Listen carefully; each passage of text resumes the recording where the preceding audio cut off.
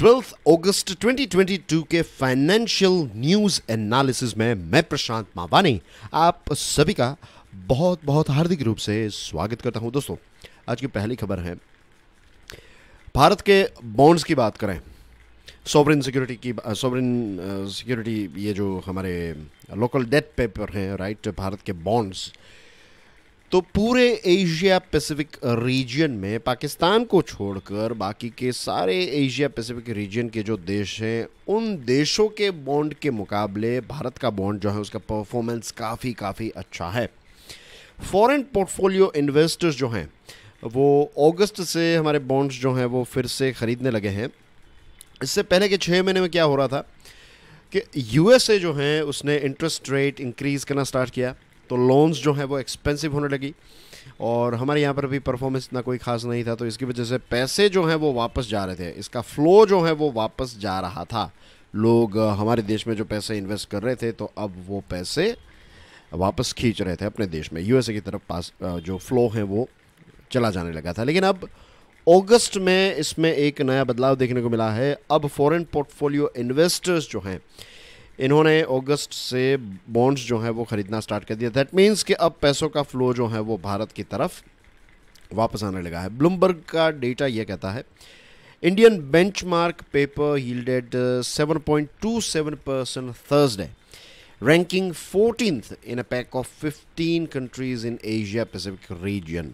Asia Pacific के 15 देश जो हैं उसमें से भारत का रैंक जो है वो 14 था। अब पाकिस्तान को इसमें इसलिए इंक्लूड नहीं करते क्योंकि देखिए पाकिस्तान जो है वो इकोनॉमिकली अभी किस सिचुएशन में हम सब जानते हैं। उनका जो बॉन्ड है वो उनकी जो यील्ड जो मिलती है, राइट, तो इट इज़ 12.84%। लेकिन ये टेक्निकली आप भारत के साथ इनको कंपेयर नहीं कर सकते। उनका फॉरेन एक्सचेंज रिजर्व है $15 बिलियन, हमारा है $574 बिलियन। तो our position is much stronger. हम कह सकते हैं कि इसमें आप पाकिस्तान को डिलीट ही कर दीजिए, इन द सेंस कि इस कंपैरिजन में उनका भारत के साथ कोई मुकाबला ही नहीं, तो भारत का परफॉर्मेंस जो है वो रीजनेबली गुड है।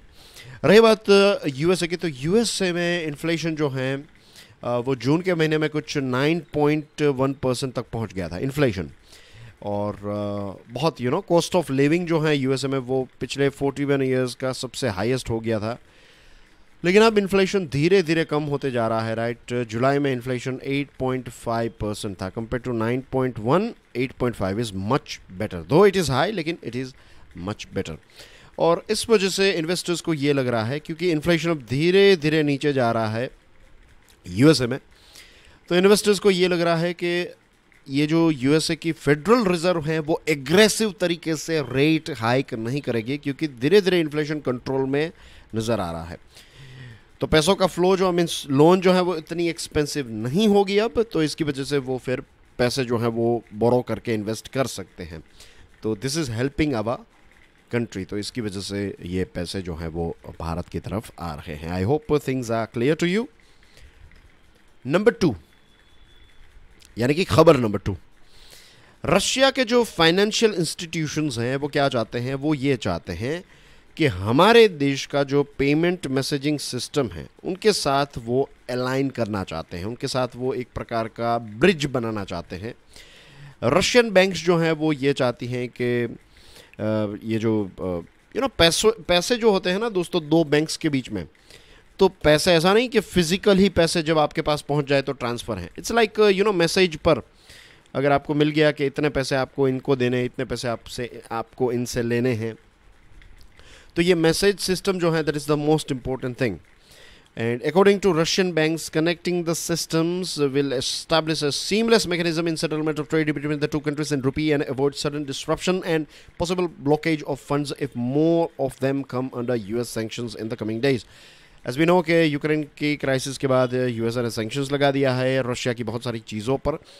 अब रशिया की बैंक्स जो हैं वो ये कह रही हैं कि देखिए, अगर हम एक सीमलेस मैकेनिज्म एस्टैब्लिश कर लें तो हमारे दोनों देशों के बीच में जो व्यापार हैं वो हम रुपी में कंडक्ट कर पाएंगे, और यूएसए के सैंक्शंस और किसी प्रकार के फंड ब्लॉकेज, इन सारी चीज़ों की इम्पैक्ट जो है वो दोनों देशों के व्यापार पर नहीं आएगी। तो लेट्स डू इट।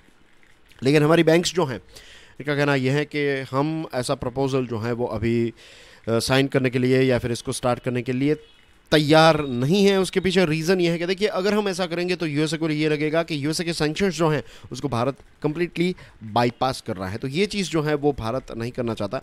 एंड जैसे मैंने आपको बताया कि ये मैसेजिंग सिस्टम जो है ये एक बहुत ही इंपॉर्टेंट रोल प्ले करते हैं। विनो के जो स्विफ्ट हैं, स्विफ्ट सिस्टम जो है,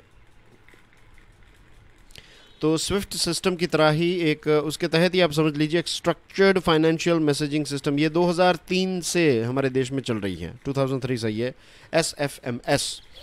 तो रशिया ये चाहता है कि उनकी जो सिस्टम है वो हमारी SFMS के साथ वो कनेक्ट कर दें, ताकि हम ट्रेड जो है वो एक दूसरे के साथ कर पाएँ। एक चीज़ है जिसको कहते हैं vostro account, right. Vostro account का मतलब क्या होता है? वोस्त्रो अकाउंट का मतलब ये होता है कि जो फॉरेन बैंक है वो हमारे देश में एक अकाउंट खोलती है, इंडियन बैंक में एक अकाउंट खोलती हैं, और ये डोमेस्टिक करेंसी यानी कि रुपीज़ में इसमें सारे ट्रांजैक्शंस होते हैं, तो इसको कहते हैं वोस्त्रो अकाउंट। तो इन जुलाई the RBI paved the way for settlement of payments in rupees for traders between India and Russia by giving greater flexibility in the operation of Vostro accounts that Russian banks open with Indian banks for the purpose। जुलाई में RBI ने ये नई facility means ये facility भी means जो भी चीज़ें हो सकती थी भारत की तरफ से वो हमने की है कि जो वोस्त्रो अकाउंट्स हैं रशियन बैंक्स के, तो वो इंडियन बैंक्स में खोले गए और फ्लेक्सिबिलिटी दी गई कि आप रुपीज़ में पेमेंट जो है वो ले सकते हैं एक्सेट्रा। लेकिन अब जो उनकी डिमांड है तो उसके लिए of course reserve bank of India government का क्लियरेंस जो है ये बहुत ही इम्पोर्टेंट है। और ये जो मैसेजिंग सिस्टम है ना SFMS, तो ये क्रॉस बॉर्डर फंड ट्रांसफ़र के लिए बहुत ही इम्पोर्टेंट है।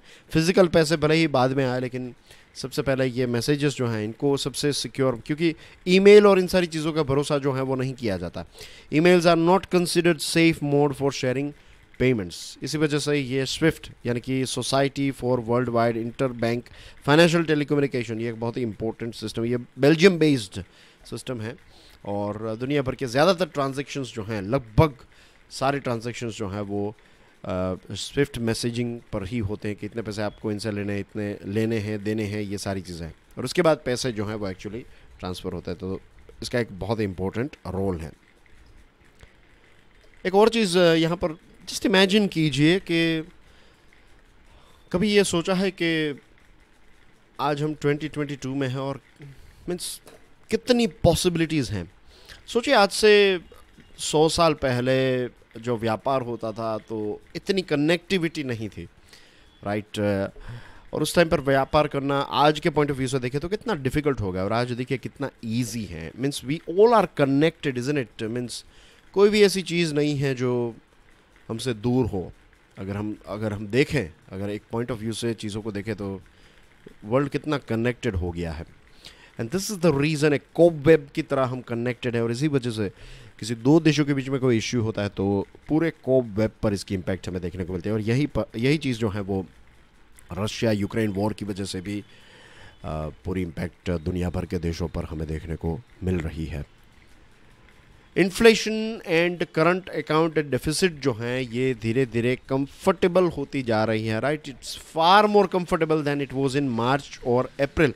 मार्च और अप्रैल में जो सिचुएशन थी उसके मुकाबले काफ़ी सिचुएशन अच्छी है, और इसके पीछे मेन रीज़न ये है कि एक तो देखिए क्रूड की प्राइस जो है वो सॉफ्ट हो गई, और फर्टिलाइज़र की प्राइस जो है वो भी डाउन हो गई। अब ये दो चीज़ें ऐसी हैं जो हम बड़ी मात्रा में इंपोर्ट करते हैं, और इन दोनों की प्राइस जो है वो इंटरनेशनल लेवल पर तय होती है। तो इंटरनेशनल मार्केट में अगर इन दोनों की प्राइस ज़्यादा है तो फिर हमारा इंपोर्ट बिल जो है वो बढ़ जाएगा।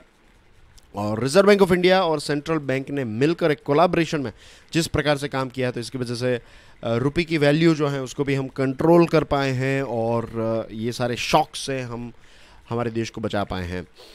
इंडियन रुपये की बात करें तो इसमें फ्लक्चुएशन तो जो है वो रुपीज़ में होता रहता है, डॉलर की डिमांड बढ़ जाएगी, कम होती रहेगी, लेकिन जैसे US फेडरल रिज़र्व और ग्लोबल हेडविंड्स, ये चैलेंजेस होने के बावजूद, नंबर 1 चैलेंज, नंबर 2 चैलेंज, ये अभी चीज़ मैंने आपको एक्सप्लेन की कि federal reserve interest rate increase कर देती है तो लोन एक्सपेंसिव हो जाती है, तो पैसे हमारे देश से चले जाता है। तो ये फेडरल रिजर्व और ग्लोबल हेडविंड्स होने के बावजूद भी रुपी को दोनों ने मिलकर, यानी कि आरबीआई और गवर्नमेंट की दोनों की मिलकर जो कोलैबोरेशन में स्ट्रेटजी थी, तो इसने काफ़ी रिजल्ट अच्छा प्रोड्यूस किया है। ब्रेंट क्रूड ऑयल की बात करें तो इसकी कीमत होगी $95 ए बैरल। मार्च में ये $140 ए बैरल था, तो लगभग 30% इसकी प्राइस में ड्रॉप देखने को मिला है।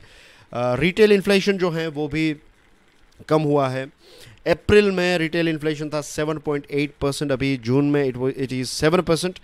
एंड देखिए दोस्तों, अभी इन्फ्लेशन जो है वो 6% की जो अपर लिमिट है उससे ज़्यादा है, लेकिन सरकार कोशिश कर रही है एंड होपफुली आने वाले समय में इन्फ्लेशन जो है वो थोड़ा डाउन हो जाएगा। मुझे लगता है कि फोर्थ क्वार्टर में इन्फ्लेशन जो है वो कंफर्ट जोन में आ जाएगा।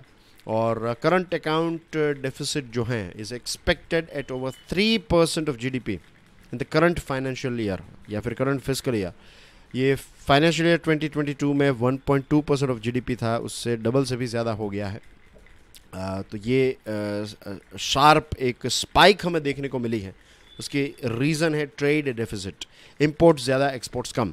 और इंडियाज़ मर्चेंडाइज ट्रेड डेफिसिट जो हैं ये एक साल पहले $42 बिलियन था और अब $100 बिलियन से भी ज़्यादा हो गया है in the first 4 months of current financial year. तो ये थोड़ा ज़्यादा है ट्रेड इंपोर्ट, और इसी वजह से अभी जो 7th governing council of NITI Aayog की मीटिंग थी, तो उसमें प्राइम मिनिस्टर साहब ने क्या कहा, वोकल फॉर लोकल को प्रमोट किया है कि ज़्यादा से ज़्यादा आप हमारे देश में जो सामान है उसका इस्तेमाल कीजिए, और जो चीज़ें इंपोर्ट हो रही है तो क्या उसको हम रेप्लिकेट कर सकते हैं, क्या यहाँ पर वो बना सकते हैं, तो वो कीजिए ताकि हमारा ट्रेड का ये जो डेफिसिट है वो कम हो जाए।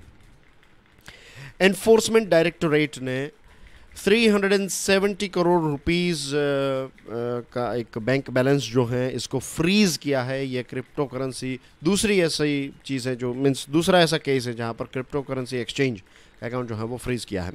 अब ये जो क्रिप्टो करेंसी का अकाउंट है, तो एक जो सॉरी यहाँ पर जो देखिए कि ये जो क्रिप्टो करेंसी का अकाउंट अभी जो एक कंपनी का फ्रीज़ किया है, तो ये इंस्टेंट लोन ऐप के साथ जुड़ा हुआ है, और इन पर इल्ज़ाम ये है कि क्राइम, ये पैसे जो हैं ये लॉन्डरिंग और मनी लॉन्ड्रिंग और इन सारी चीज़ों के लिए इस्तेमाल होता था।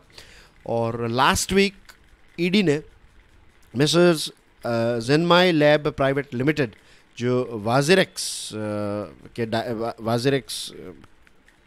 क्रिप्टो करेंसी एक्सचेंज जो हैं, तो ये एक डायरेक्टर हैं मिसेस जेनमाई लैब प्राइवेट लिमिटेड के, तो इनके अकाउंट्स जो हैं यहाँ पर इनकी प्रीमाइसेस पर सर्च कंडक्ट की और 64.67 करोड़ रुपीस पैसे जो हैं बैंक में बैलेंस जो था तो उसको फ्रीज़ किया था, again with something like money laundering और इसका इल्ज़ाम, और 1000 करोड़ रुपए का लगभग जो है ये इस प्रकार का घोटाला जो है तो इस पर सर्च हो रही है। तो दिस इज़ द थिंग।